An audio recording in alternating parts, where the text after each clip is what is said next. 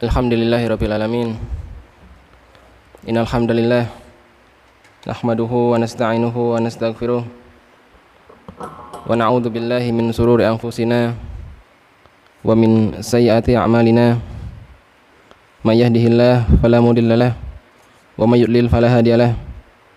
Asyhadu an la ilaha illallah wahdahu la syarikalah wa asyhadu anna Muhammadan abduhu wa rasuluh. Ya ayyuhalladzina amanu taqullaha haqqa tuqatih wa la tamutunna illa wa antum muslimun.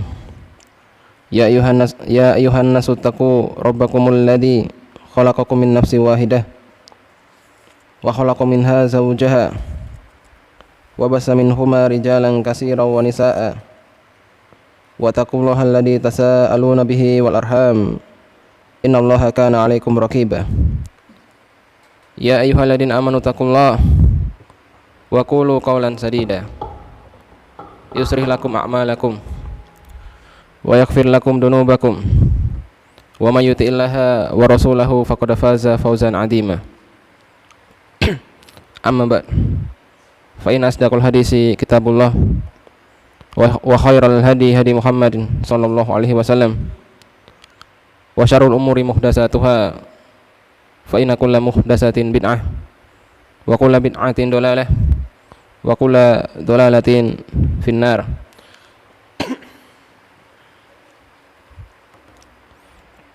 Ikhwani fiddin, azani wa azakumullah. Kita melanjutkan materi kajian kita pada sirah Nabi, sirah Al-Mustafa, baginda Nabi besar Muhammad sallallahu alaihi wasallam. Pada pertemuan sebelumnya kita sudah menceritakan tentang sebagian dari kisah Isra Mi'raj ya Rasul sallallahu alaihi wasallam. Pada pembahasan yang terakhir, kalau tidak salah, kita sudah sampai kepada ya ketika Rasulullah sudah melewati Nabi Ibrahim yaitu di langit ketujuh. Ketika itu Nabi Ibrahim sedang bersandar di Baitul Ma'mur, di Baitul Ma'mur, tempat peribadatannya para malaikat,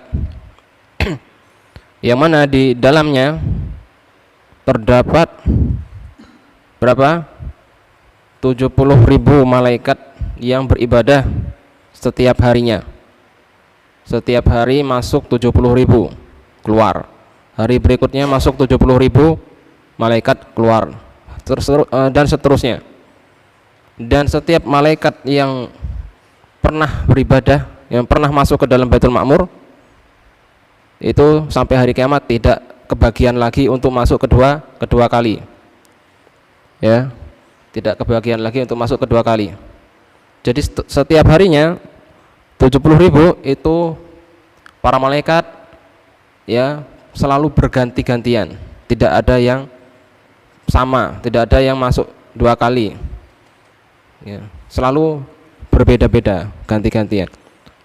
Dan kita ketahui dari zaman ya diciptakannya Nabi Adam, dari diturunkannya Nabi Adam ke bumi, awal hari sampai detik ini, sampai hari ini sudah begitu banyak hari ya, apalagi nanti sampai hari kiamat ya, jumlah harinya pun sangat banyak sekali. Ini menunjukkan bahwasanya malaikat Allah begitu banyak jumlahnya, begitu banyak hingga memenuhi langit. Rasulullah SAW menjelaskan tidak ada di langit ruangan yang kosong ya, di langit ya tidak ada celah berapa segini 3 jari, melainkan di situ pasti ada malaikat ya yang tinggal di langit-langit itu. Ya, jadi hanya ada ruang kosong seluas 3 jari saja. Ya. Kalau untuk 4 jari sudah tidak cukup lagi. Ya. apalagi 5 jari. Dan para malaikat Allah Subhanahu wa taala, mereka bukan diciptakan sia-sia. Kebanyakan dari mereka memang Allah ciptakan untuk beribadah. Ya. Ada beberapa malaikat memang yang Allah ciptakan untuk tugas-tugas tertentu. Seperti Jibril ditugaskan untuk menyampaikan wahyu. Terus kemudian malaikat ya Israfil ya Israfil ditugaskan untuk apa? Meniup sangkakala dan mengangkat ars Allah, menjunjung ars Allah. Di antara satu di antara 8 malaikat penjunjung ars. Ya. Kemudian ada malaikat Raqib Atid, malaikat yang mencatat amal kebaikan dan keburukan, ada di setiap pundak-pundak kita. Ada malaikat Ridwan, malaikat penjaga surga. Ada malaikat Malik, malaikat penjaga neraka. Ada malaikat Mungkar Nakir, malaikat yang menanyai mayit ketika di dalam kubur, dan seterusnya. Dan kebanyakan daripada malaikat Allah yang jumlahnya begitu banyak, Allah ciptakan memang hanya untuk beribadah. Ada malaikat yang dari awal diciptakan sampai hari kiamat itu selalu sujud terus. Ada yang selalu ruko terus. Ada yang senantiasa bertasbih sampai datangnya hari kiamat, terus seperti itu. Atau mungkin sampai walau alam, sampai entah sampai kapan. Ya. Kemudian sampai mana tadi? Bahas apa?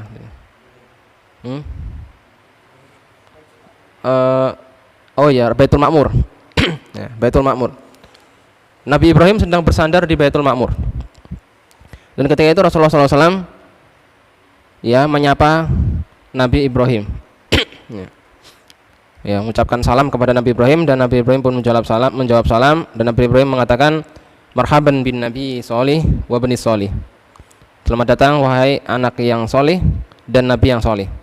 Ya, Nabi Ibrahim mengatakan selamat datang anak yang soleh, karena memang Rasulullah SAW itu merupakan keturunan daripada Nabi Ibrahim. Ya. Kemudian Nabi Ibrahim pun mendoakan kebaikan kepada Rasulullah SAW.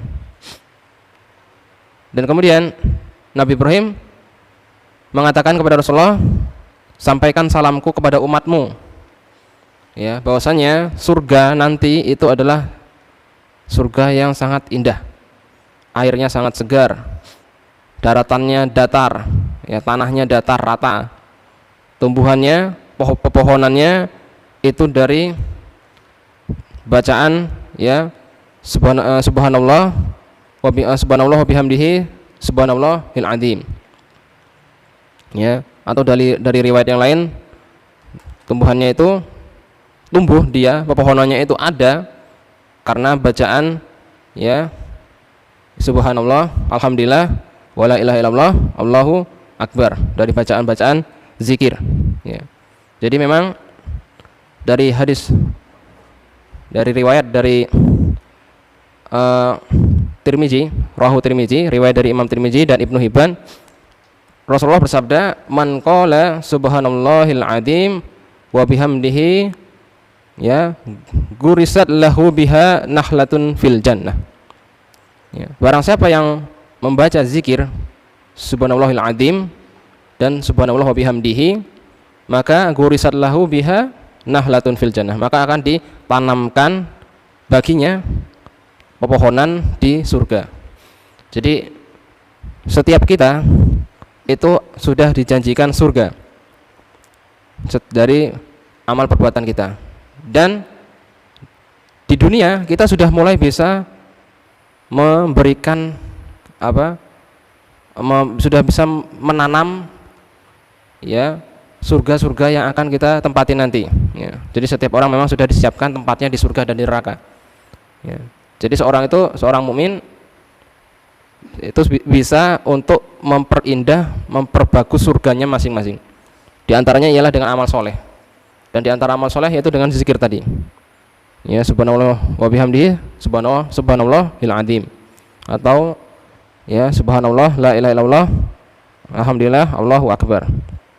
Setiap menyebutkan satu zikir, maka ditanamkan baginya pohon di surga. Ya, yang nanti baru kita bisa metik hasilnya ketika sudah di surga. Maka perbanyaklah berzikir kepada Allah Subhanahu wa taala, maka dengan begitu akan semakin rindang dan indah surga yang akan ditempati. Baik. Ikhwani fiddin, azani wa azakumullah. Setelah itu Rasulullah sallallahu alaihi wasallam naik dengan Jibril ke kedudukan yang lebih tinggi. Ya. Ini mereka bertemu Nabi Ibrahim di langit ke-7. Namun Rasulullah dan Jibril diminta untuk naik lagi. Ya. Sampai ke Sidratil Muntaha. Sidratil Muntaha itu adalah puncak tertinggi daripada langit yang bisa dijangkau oleh makhluk, ya, makhluk Allah. Ya. Maka di situ kondisinya itu sangat, ya, di luar daripada bayangan manusia. Ya.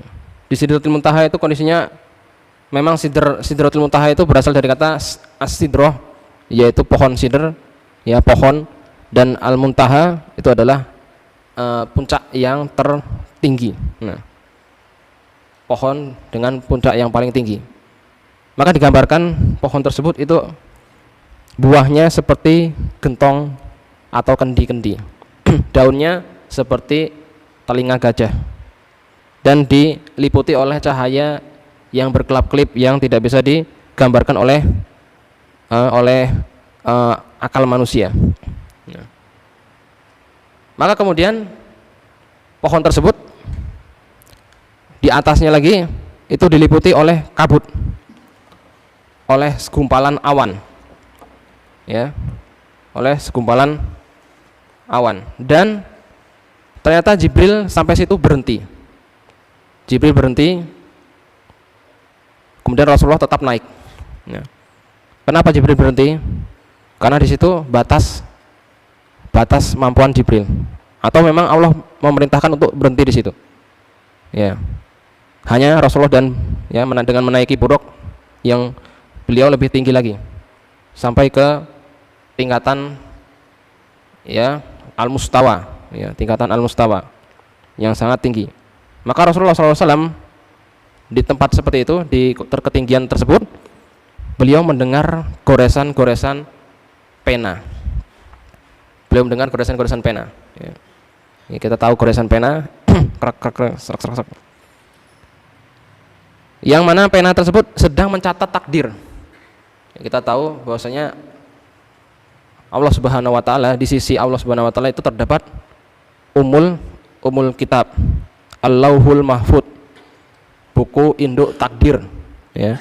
Buku induk takdir. Jadi semua takdir makhluk Allah, semua takdir alam dari awal penciptaan sampai akhir itu semua ada di Lauhul Mahfud. Ya. Di kitab induk, kitab takdir paling induk. Nah, goresan pena ini para ulama menjelaskan bahwasanya pena sedang menulis di takdir harian. Takdir harian. Jadi memang perkara catatan takdir ini ada penjelasan yang lebih rinci, ya. Ada di sana takdir inti, ya, takdir yang sudah lengkap, yaitu di kitab Lauhul Mahfud. Ya, ada yang namanya takdir tahunan. Ya.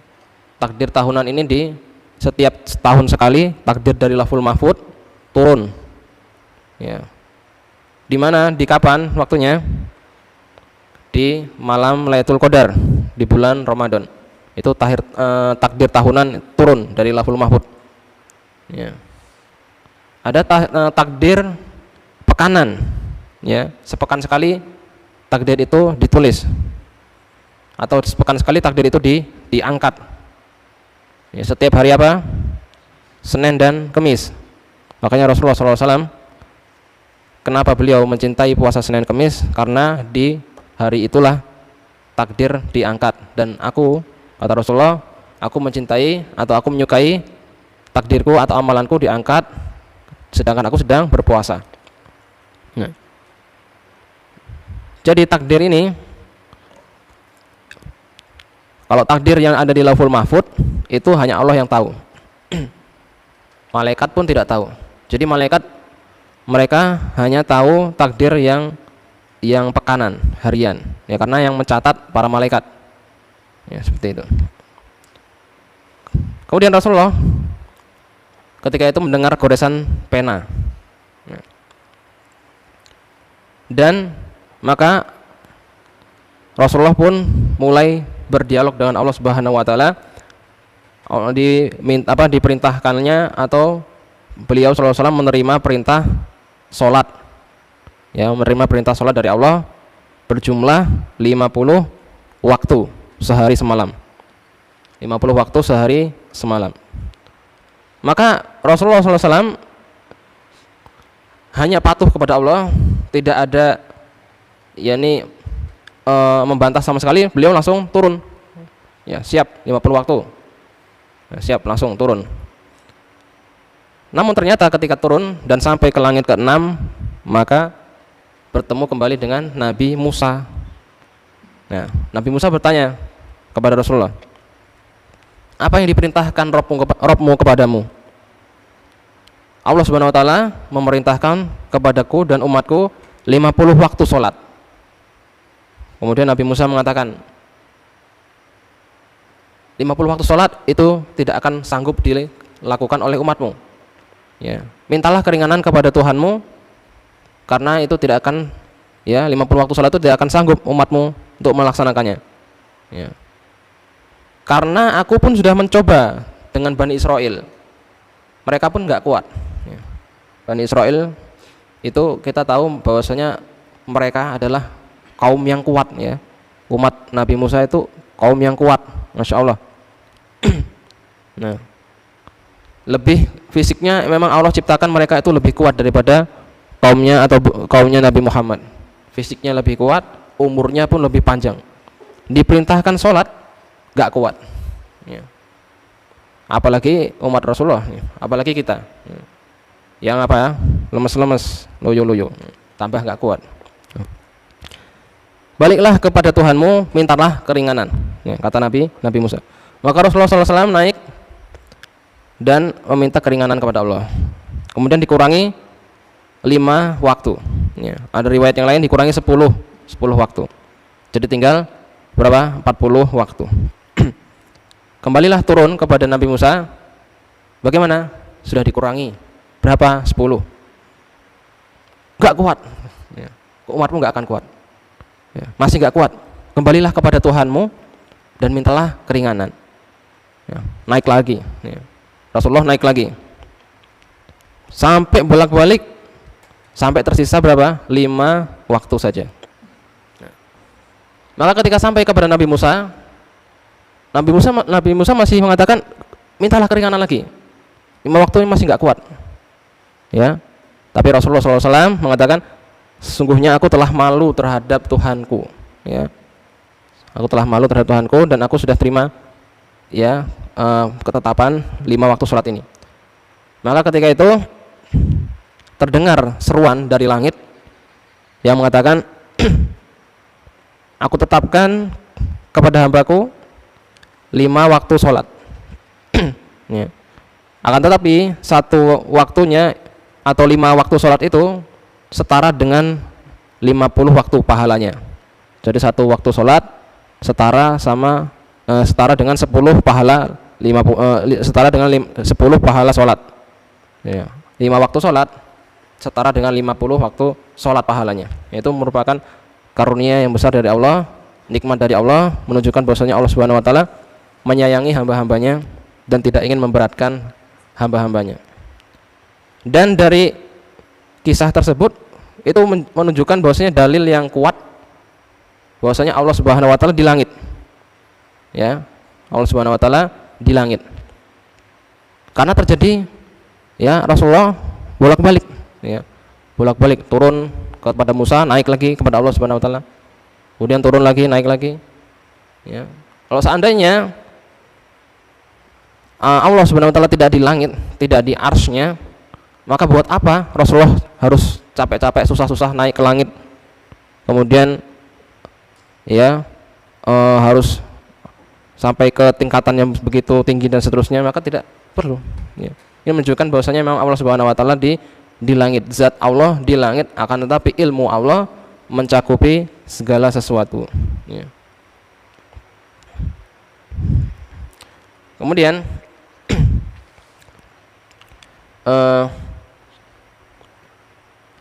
Rasulullah akhirnya kembali turun dan menerima perintah Allah ya, perintah sholat, 5 waktu sholat. Dan ini menunjukkan apa?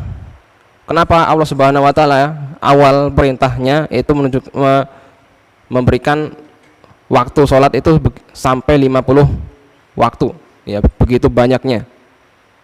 Ini menunjukkan bahwasanya Allah Subhanahu wa taala menyukai atau mencintai ibadah sholat. Ya, Allah Subhanahu wa taala mencintai ibadah sholat. Ya. Karena Allah Subhanahu wa taala, karena Rasulullah SAW ya bersabda, "Alaika bikasratis sujud, fa innaka lan tasjuda lillahi sajadatan illa rafa'akallahu biha darajat." Ya. Hendaknya kalian memperbanyak sujud ya. Karena maka sesungguhnya kalian tidak akan ya, sesungguhnya kalian itu bersujud kepada Allah ya, beribadah kepada Allah, melakukan sujud, kecuali akan diangkat oleh Allah derajat, beberapa derajat ya. Akan diangkat kalian oleh Allah beberapa derajat ya. Derajat kalian akan diangkat ya. Jadi memang semakin hamba itu sering melakukan sholat ya, tekun dalam sholat, maka semakin diangkat derajatnya. Semakin rajin sholat akan semakin tinggi derajatnya.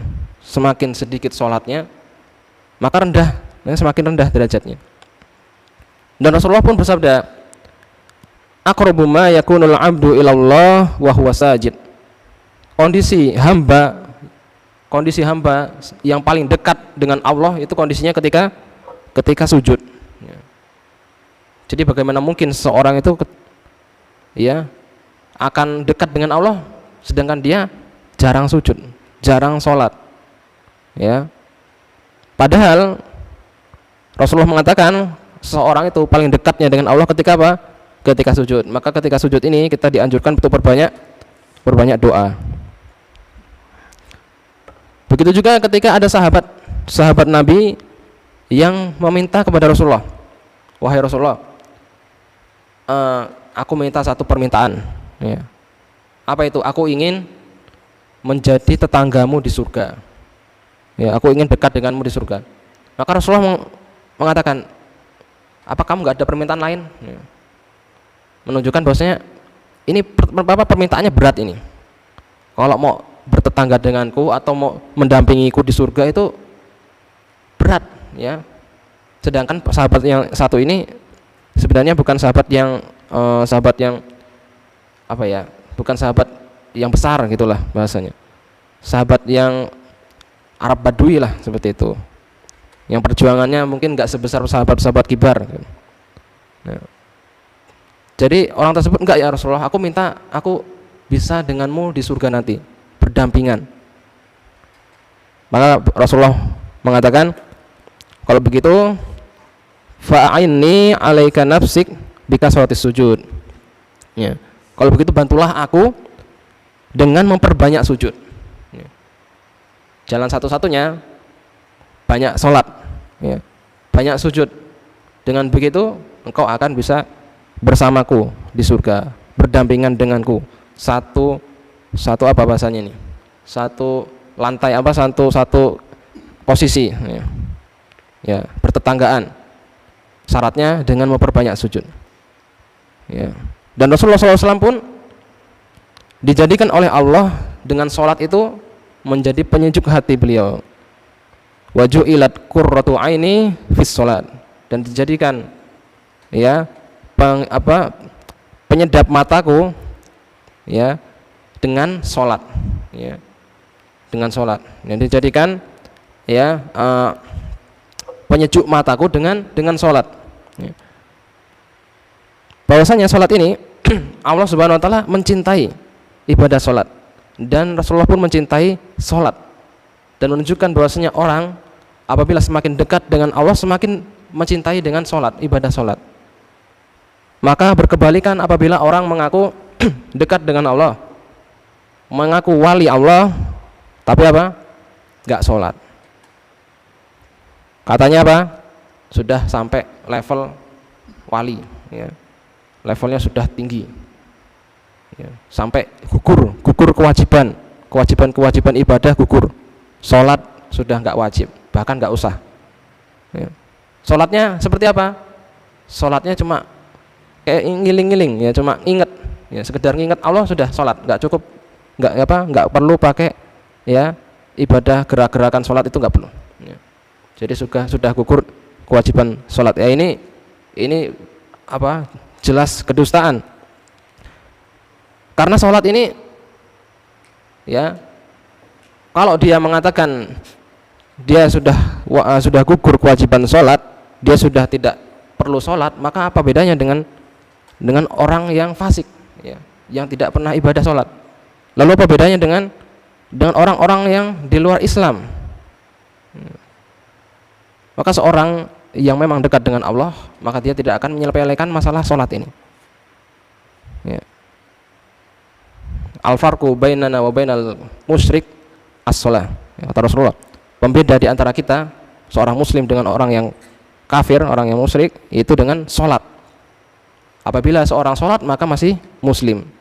Namun apabila seorang itu tidak sholat, ya, walaupun dia mengaku muslim, maka sebagian pendapat itu mereka dianggap kafir. Nah, jadi perkara sholat perkara yang sangat penting. Kemudian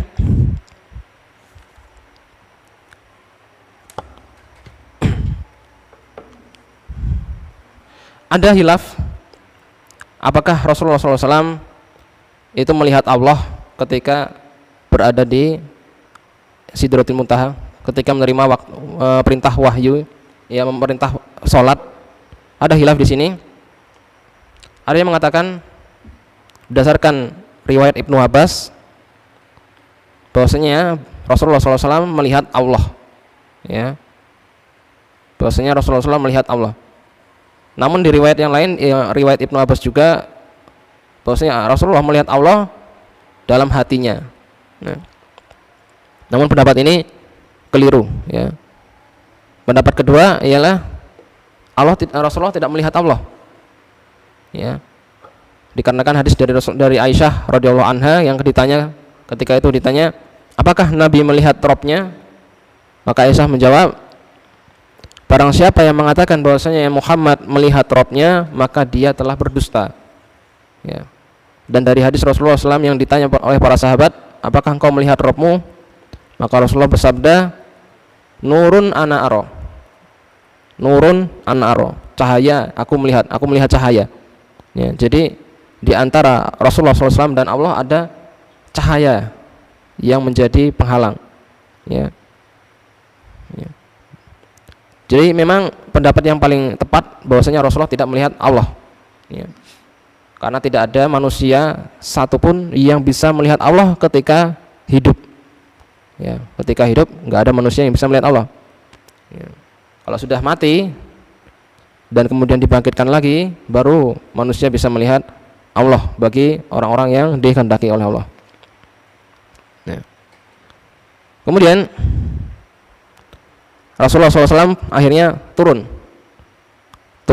ke Baitul Maqdis, ya. Jadi kembali ke Baitul Maqdis, dan di situ waktu masuk sholat subuh Rasulullah mengimami para nabi di situ, ya. Sebagian pendapat yang lain bahwasanya ketika mengimami para nabi yang lain Rasulullah itu ketika sebelum naik, sebelum Mi'raj. Namun pendapat Syekh Utsaimin dan yang lain itu bahwasanya beliau mengimami para nabi di Baitul Maqdis itu setelah naik, ya, ketika sholat subuh. Ya. Ada beberapa alasan, dikarenakan waktu sholat ketika malam hari itu tidak ada waktu sholat kecuali subuh hari, ya, ketika subuh. Jadi bisa dipastikan sholat ini ialah sholat subuh. Ya. Kemudian Rasulullah pun kembali ke Mekah. Ya. Namun dalam perjalanan ke Mekah, Rasulullah mendapati ada suatu kabilah, ya, suatu kafilah dagang Bani Fulan. Ya. Yang mana ketika beliau melewati kafilah ini, ternyata kafilah tersebut sedang kehilangan unta. Ya. Untanya sedang hilang. Mereka sedang kepayahan mencari untanya. Kemudian Rasulullah berteriak kepada mereka, "Wahai Bani Fulan, untamu ada di lembahnya si Fulan." Nah, seperti itu. Ya. Maka kemudian mereka bisa menemukan unta tersebut. Ya. Mereka bisa dengar, ya, mendengar teriakan Rasulullah, mereka bisa mendengar. Ya. Kemudian ketika Rasulullah sampai ke daerah yang bernama Ghusnan, maka beliau pun mendapati suatu bani, ya, Bani Fulan.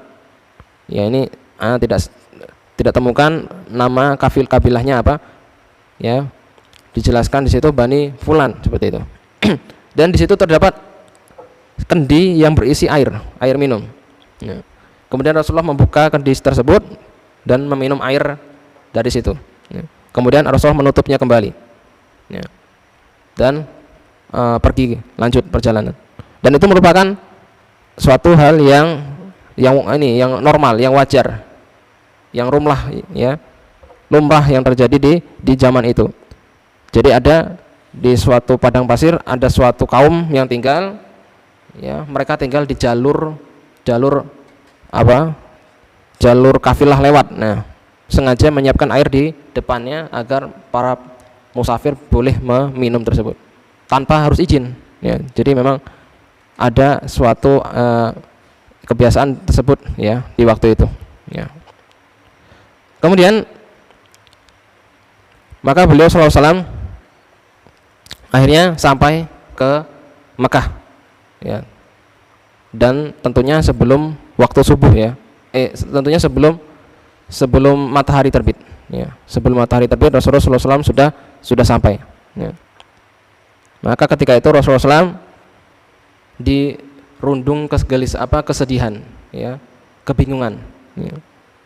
Karena beliau SAW dianjurkan untuk menyampaikan risalah, menyampaikan perintah dari Allah.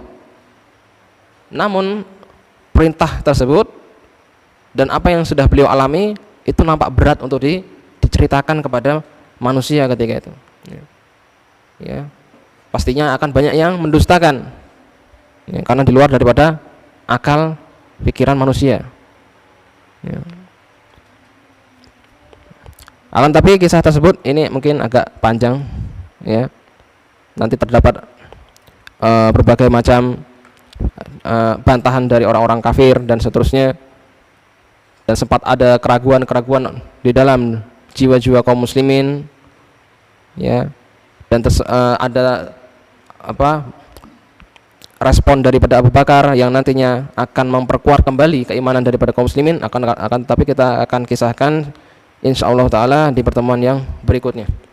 Allahu a'lam bishawab. Mungkin hanya ini yang bisa Anda sampaikan di pertemuan malam hari ini. Kurang lebihnya mohon maaf. Cukupkan dengan doa kafaratul majelis. Subhanakallahumma wa bihamdika asyhadu an la ilaha illa anta astaghfiruka wa atubu ilaik. Assalamualaikum warahmatullahi wabarakatuh.